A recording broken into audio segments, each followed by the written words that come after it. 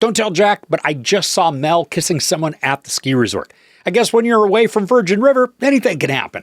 Alexandra Breckenridge stars in My Secret Santa, Netflix's newest entry in the holiday rom-com genre. So grab your cocoa, let's hit it. A vivacious single mom in need of a job decides to disguise herself as a man to get hired as the seasonal Santa at a luxury ski resort. But when she starts to fall in love with the hotel manager, complications develop that could ruin everything. So in addition to the Virgin River star, this features Ryan Eggold from New Amsterdam, Tia Mowry, and Diana Maria Riva. So this is a twist on the whole Mrs. Doubtfire scheme, where a mom who's desperate to help her daughter get into a class when money's really tight fools the management of this swanky resort into thinking that she's an old chubby dude who'd be perfect for their yearly Santa Claus. Now, Breckenridge, she channels a lot of the same mannerisms and charm that she uses in her other Netflix vehicle, but this time adds a bit more liveliness and snark to the persona. As Taylor, she's uber nice and intuitive. She's a great listener, and although she's conservatively cautious just to a fault, she has this pure desire to provide the best advice she can. And that always doesn't translate well with the little kids who are asking for ponies. Like, how responsible would it be to have a horse in a hospital? How about a sweater instead? Yeah, that goes over well. Well, Taylor's instantly likable and friendly. And I like that the story introduces a bit of history to her, which also ends up being the impetus for her meeting her could-be beau.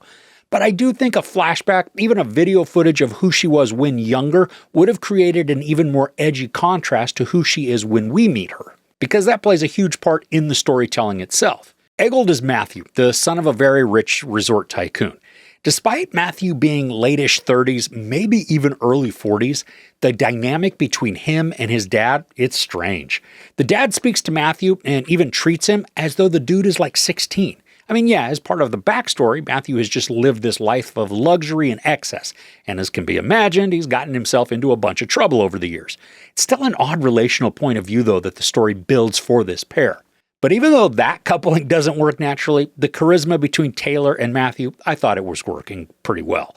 They're cute together, and both are equally awkward, making conversations cute and harmless, which is also the best way to describe the whole film. I mean, we all know the trajectory that this plot is going to take, so it certainly is a very safe storytelling arc. Even the more antagonistic offshoots that we get between Matthew and the hotel VP, Natasha, who's played by Tia Mowry, they lack any real teeth of dramatic tension. I mean, for a drama, that would absolutely not be acceptable. But for a holiday rom-com, we don't need a top-tier villain or baddie. I mean, we just need somebody who's redeemable at some point. Even the Grinch, he got a redemption arc, right? And he stole all the presents. Natasha, she isn't even on that level. I mean, she's just more ambitious than evil. So despite her character not being any huge meanie, the story allows her to be understandable and then even a bit sympathetic.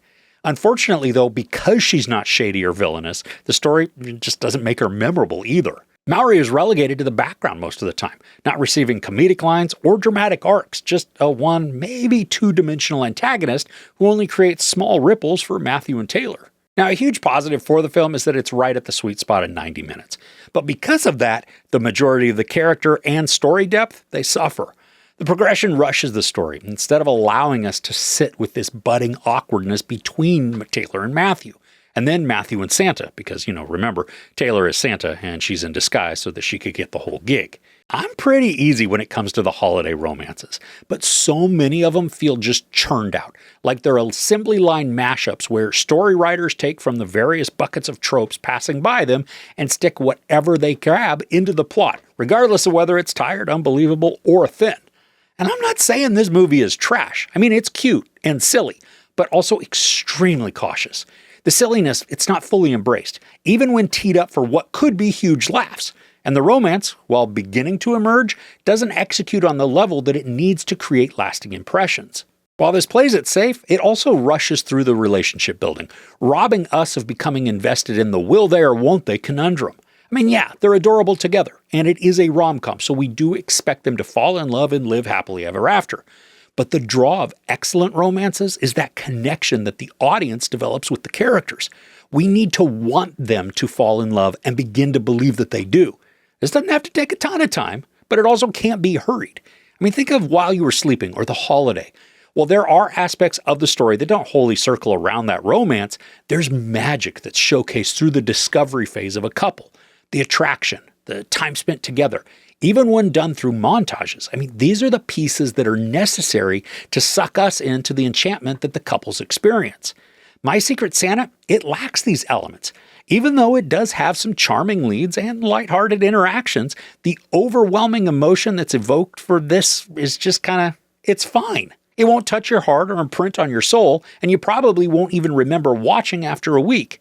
But if you are looking for another holiday romance and you don't care about how invested you become, this is fine for a casual watch. There's no sex or nudity, a little bit of profanity, no violence. I give My Secret Santa 2.5 out of 5 couches. Okay, what's your favorite holiday film? Doesn't have to be a romance, just any movie that is centered around a holiday. I can't wait to see your choices in the comments below. If you enjoyed this review, please give it a like. Also, don't forget to share and subscribe. I'm Chris. This is Movies and Munchies. Thanks for couching with me.